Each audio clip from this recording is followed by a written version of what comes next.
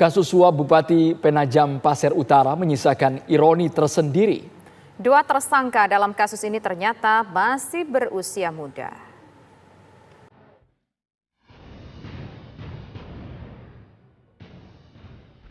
Kasus suap Bupati Penajam Pasir Utara menyisakan ironi tersendiri. Dua tersangka dalam kasus ini ternyata masih berusia muda.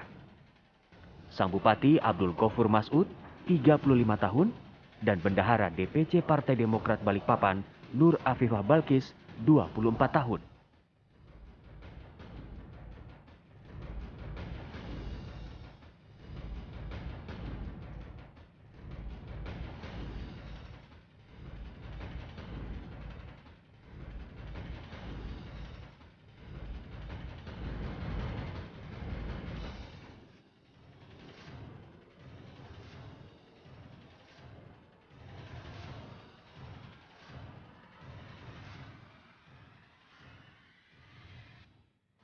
Dalam kasus Bupati Penajam Pasir Utara, KPK berhasil menyita uang senilai 1,4 miliar rupiah.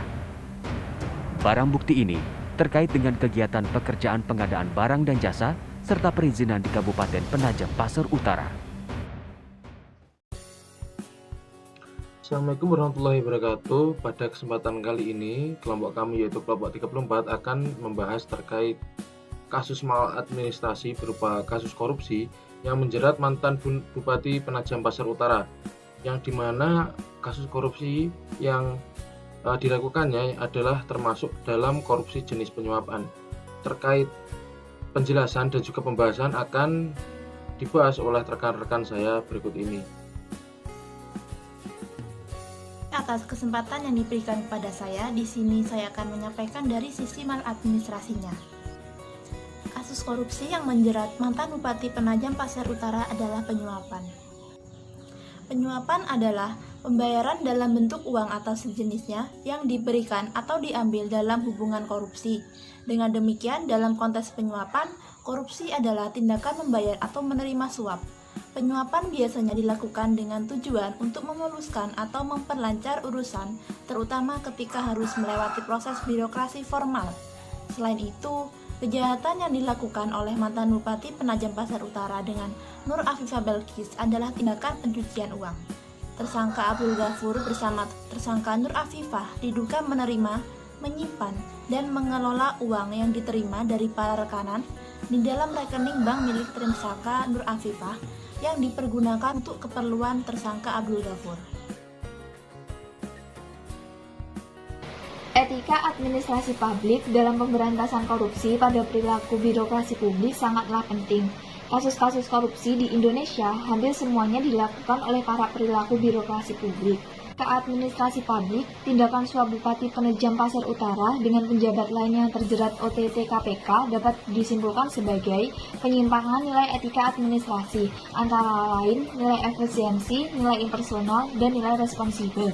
Maraknya pelanggaran yang dilakukan oleh para penjabat negara yang terkait dengan kasus korupsi merupakan sebuah pencerminan di mana sistem pemerintah dan pengawasan terhadap kinerja para aparatur negara masih sangat minimum. Pejabat lain yang terlibat suap adalah karena faktor berikut. Yang pertama, kecenderungan mengedepankan etika personal ketimbang etika yang lebih besar. Yang kedua, kecenderungan mengedepankan kepentingan diri sendiri. Dan yang terakhir, tekanan dari luar untuk berbuat tidak etis. Pihak luar dalam hal ini diindikasikan merupakan partai politik yang dalam pemberitaan adalah aliran dana Partai Demokrat.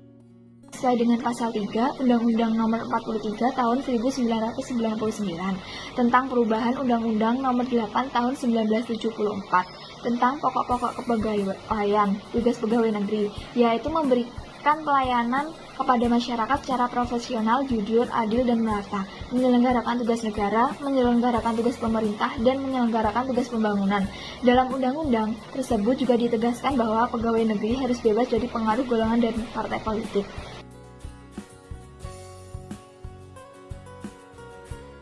Berdasarkan penjelasan rekan-rekan saya sebelumnya, maka dapat kita ambil kesimpulan bahwa kasus korupsi yang menjerat mantan Bupati Penajam Pasir Utara dan juga Bendahara Umum DPC Partai Demokrat telah melanggar etika administrasi dan juga merugikan bangsa dan negara. Berkaca pada kasus tersebut, maka dapat kita lihat bahwa etika administrasi di Indonesia mulai mengalami penurunan. Maka dari itu perlu adanya peningkatan sumber daya manusia dan penanaman nilai-nilai etika di dalamnya. Hal ini penting dilakukan agar good governance dapat terlaksana sehingga kesejahteraan masyarakat dapat tercapai. Mungkin itu yang dapat kelompok kami sampaikan. Untuk kurang lebihnya ataupun salah kata, saya mewakili rekan-rekan mengucapkan mohon maaf yang sebesar-besarnya. Akhirul kalam, wassalamualaikum warahmatullahi wabarakatuh.